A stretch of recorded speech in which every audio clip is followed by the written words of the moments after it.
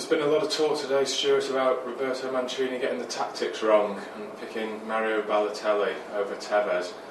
Is that what you think he did wrong? I think he did. I think he got it wrong. I mean, all managers do it. If we look back, wind back to April, and Alex Ferguson was getting a lot of stick for picking the wrong team in the last Etihad derby. United came and set up defensively, lost the game, and of course City went on to win the title. So, Ferguson's seen as the best manager out there. He got it wrong that time, and I think Roberto Mancini got it wrong this time. You could see why he picked Balotelli, because last time he played at Old Trafford in the 6-1, he was the man who started it all going. 2 little flashes of inspiration, and he scored the first 2 goals. And we know he can do that. He can perform in big games. But for me, I was surprised when I saw the team sheet, because everybody knows what Carlos Tevez brings, and I think that the United players, and certainly the United fans, when they saw Tevez wasn't on the team sheet, I think they'll have breathed a big sigh of relief, because they know what he brings. He doesn't give the defenders a moment. He riles people. He gets under the skin. He works hard. He creates chances. He gets on the end of chances. You know exactly what you're going to get from him. Balotelli, you don't know what you're going to get. You might get something like we got in the 6-1 where he scores the 2 goals, or you might get what we got yesterday, which is nothing really. A couple of little nice touches, but no real threat, no creativity.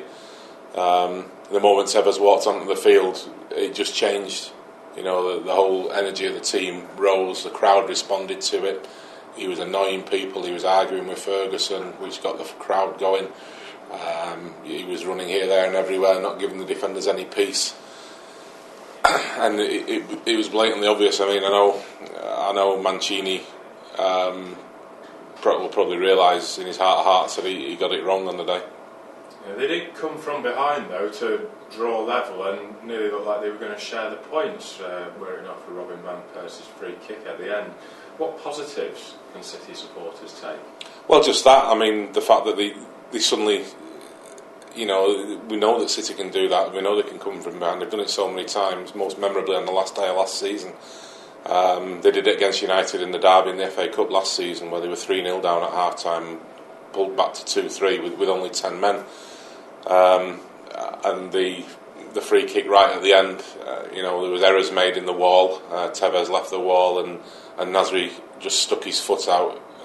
He was a bit timid in defending in the wall, and that deflection took the ball past Joe Hart, who I think would have saved it otherwise. So, on such things, a derby's won. It's the tiniest of fractions, that little deflection.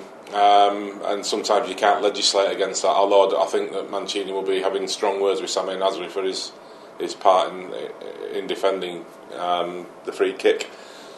So other than that, it would have been a 2-2, and City fans would have gone away delighted, and everybody would have been reasonably happy, but still ruing the fact that Tevez should have played from the start. Yes, it's not really been a great week for City. Out of the Champions League, losing ground in the title race, and of course Christmas is coming, which is inevitably game after game after game. They've got a big squad. Is there anything they need to look at for the new year to really push forward on the title race? I think they need reinforcement. I mean, you say they have a big squad, but when you look at it, it's actually not that big. If you narrow it down, I think there's 21 players. We've got reasonable first team experience. Beyond that, there's just a bunch of kids who played the odd League Cup game and nothing else. Chelsea have probably got 25 or 26 players who've got good first team experience. United have got even more, mainly because United have got a good set of, they've got a good set of kids who can step up and do a job, which City haven't got. So I don't think City's squad is big enough. And the players that came in the summer, apart from Nastasic, who's been very good, the players who came in the summer haven't stepped up, haven't been good enough, quite frankly. They needed to bring in players who would improve the squad. They haven't. They just brought in players who are mulling around underneath the first team and who get the odd game, So City have said time and time again that they're not going to reinforce in the January transfer window, but I think it may be necessary. We're starting to hear that Yaya Toure is likely to go to the African Nations Cup in January as well, and that'll be a huge blow because everyone knows what Yaya brings to the team, and the people who were brought in possibly to replace him, Javi Garcia, looks like a player with shot confidence. He just hasn't looked good enough in the last 2 or 3 games he's played. Jack Rodwell, still coming back from injury, still young, and when he's played, he hasn't ripped up any trees. He's certainly not shown that he's a replacement for Yaya Toure. So I think they need players. They need 2, maybe 3 players in January. Otherwise, they may find it difficult to defend the title. And turning finally towards what was quite an unfortunate incident at the end of the game when Rio Ferdinand was hit just above the eye with a coin. Manchester City have apologised and they're working with the police now.